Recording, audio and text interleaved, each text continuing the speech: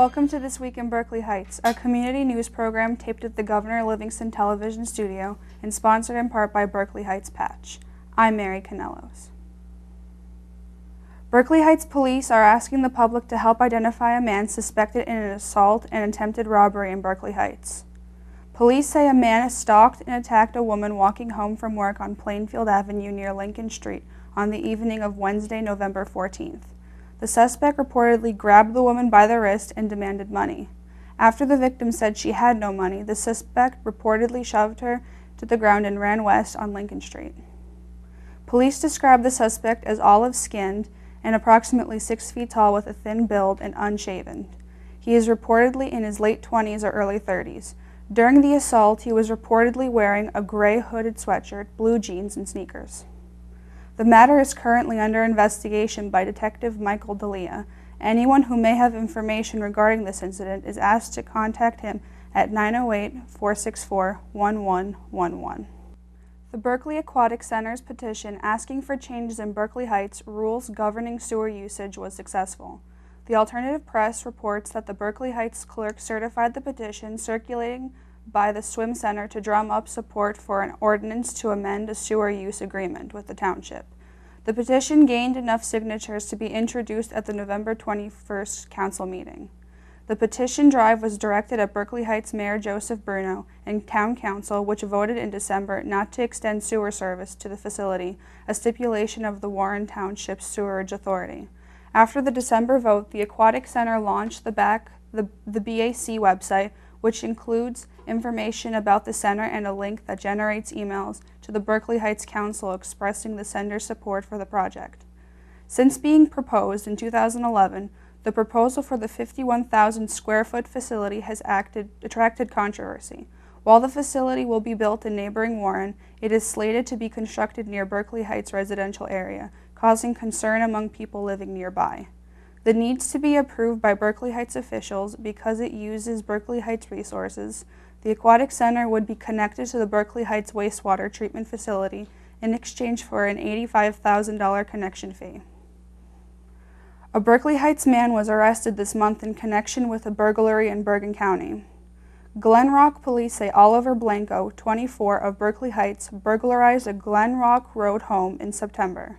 Blanco remains in Bergen County Jail on a $100,000 bond on charges of burglary and theft. Glen Rock Police Chief Frederick Staham said police lifted fingerprints from the Valley Road home on September 30th. Cash and jewelry had been missing in the afternoon heist. After extensive interviewing, police narrowed the suspect list to one man, Blanco. Though police went to Blanco's last known address in Berkeley Heights, Blanco was nowhere to be found. Detectives issued a warrant for his arrest. Weeks passed and there was still no sign of Blanco. Then, Glen Rock detectives received a call from the Summit Police. Blanco had checked into the hospital for minor health issues. The alleged burglar had been staying at his mother's house in Summit, Stahman told Patch. On Wednesday, Blanco was taken to the Bergen County Jail. He will likely remain jailed until the grand jury hearings. Berkeley Heights kicked off the holiday season on Saturday with a day full of winter fun and holiday-themed activities. Santa Claus made a visit to Town Hall, arriving at 10 a.m. Old St. Nick came loaded for the visit, bringing toys, seasonal cheer, and a horse-drawn wagon for children to ride in. In addition to the Kris Kringle ride-along, children were invited to sit at a Letter to Santa table. Santa was only one of the jolly old features in town, which saw members of the community join together for hot cocoa, refreshments, and caroling. The full day of holiday celebration was capped by the annual tree lighting and evening fireworks. Last week, the Berkeley Aquatic Club announced they were once again sponsoring a journalism contest. For the 5th consecutive year, Berkeley Aquatic Club has partnered with Swimming World magazine in a sports writing competition open to all New Jersey high school students. The winners of the contest will work with journalism professionals from Swimming World magazine at the 2013 Sarah V. Invitational held at the Rutgers University Sonny Werblin Recreation Center in Piscataway in January. The students will be able to write articles about each event at the meet, take pictures and videos, do on-the-spot interviews, and make feature articles or videos and then post them to Swimming World website, all under the guidance of a Swimming World magazine professional. Each year, 12 students from across the state are chosen to participate swimming knowledge is helpful but not required. Berkeley Aquatic Club sponsors this program to provide students in New Jersey with a unique opportunity to experience real-life sports journalism. For more information about the journalism contest or meet, visit www.berkeleyaquticclub.com. A Berkeley Heights family is keeping up a charitable holiday tradition. The Alternative Press reports that 18 years after it was started, the Appalachian Toy Drive is still going strong. The Toy Drive collects gifts for underprivileged children living in the Appalachian region of West Virginia.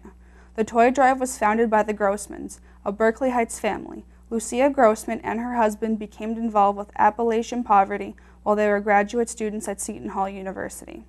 On Friday, December 7th, they will be screening the movie Elf at the Berkeley Heights Recreation Center at 6:30 p.m. Pizza and snacks will be sold. Each person is asking to bring a new toy. The drive ends on December 17th. People can drop toys off on Monday evenings from 7:30 p.m. to 9 p.m. at the Mary K. McMillan School at 651 Mountain Avenue in Berkeley Heights. In the wake of the storm, Mountainside residents with big hearts reached out to communities hit hard by Superstorm Sandy. While Mountainside was spared the storm's devastation, the borough's residents felt for victims of the storm and looked for ways to reach out and assist. News of a grassroots collection drive managed to spread quickly via social media, email, phone, and word of mouth. Within 4 days, a plan was in place to collect food and clothing and have it delivered to those who needed it most. From November 10th to November 12th, a steady stream of residents poured into Pollard Hall at Our Lady of Lourdes Church in Mountainside. People of all ages lugged in everything from barest of necessities such as canned goods and toilet paper to coats with designer labels. Many goods such as bedding, socks, and gloves were newly purchased for the drive. Donations were taken to Union Beach, LINCS Food Pantry in Linden, the Linden Animal Shelter, the Manasquan Elks, and Tom's River Shelters in Staten Island. To find out more on how you can help with the ongoing relief efforts, please log on to interoccupy.net/OccupySandy or shorehelpers.com. Many celebrated Thanksgiving with their family around the table, but one student from Berkeley Heights who attends Governor Livingston High School celebrated the holiday by traveling to Philadelphia for a moment in the spotlight this year. Andrew Savino, a clarinet player in the Highlander Marching Band, represented the school at the annual Philadelphia Thanksgiving Day Parade broadcasted on NBC. A true Philadelphia tradition, the 1.4-mile Thanksgiving Day Parade is the oldest in the country.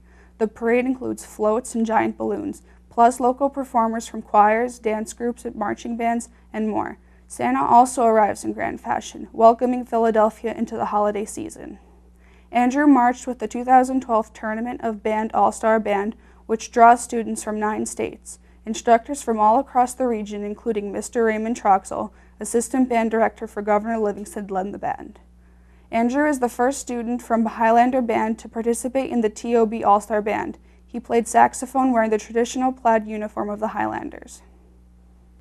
And now for some patch news. New Providence Berkeley Heights Patch made some significant editorial changes this week. Editor Caitlin Mahan, who has guided the site since March of 2012, is scaling back her responsibilities for the site. Mahan is taking over the patch site for neighboring Summit. Starting this week, Mahan will continue to cover New Providence, but will split other site responsibilities with her fellow patch editors. Springfield patch editor Adam Bulger will be covering Berkeley Heights, and Scotch Plains editor Nicole Bittet will take over for Mountainside. Adam can be reached by email at adamb@patch.com, and Nicole can be reached at nicole.bittet@batch.com. Thanks for joining us this week. If you would like to appear in our news segment, please contact Nick Schiavo, Berkeley Heights Township Communication Committee Chair at nicholas.schiavobh@gmail.com. Remember, if you have any news tips or story ideas, feel free to email Adam Bulger, editor of Berkeley Heights Patch, at adamb@patch.com. We hope you enjoyed our news segment on behalf of Berkeley Heights Patch, the students, and the crew at Governor Livingston High School. I'm Mary Canellos. We'll see you next time, Berkeley Heights.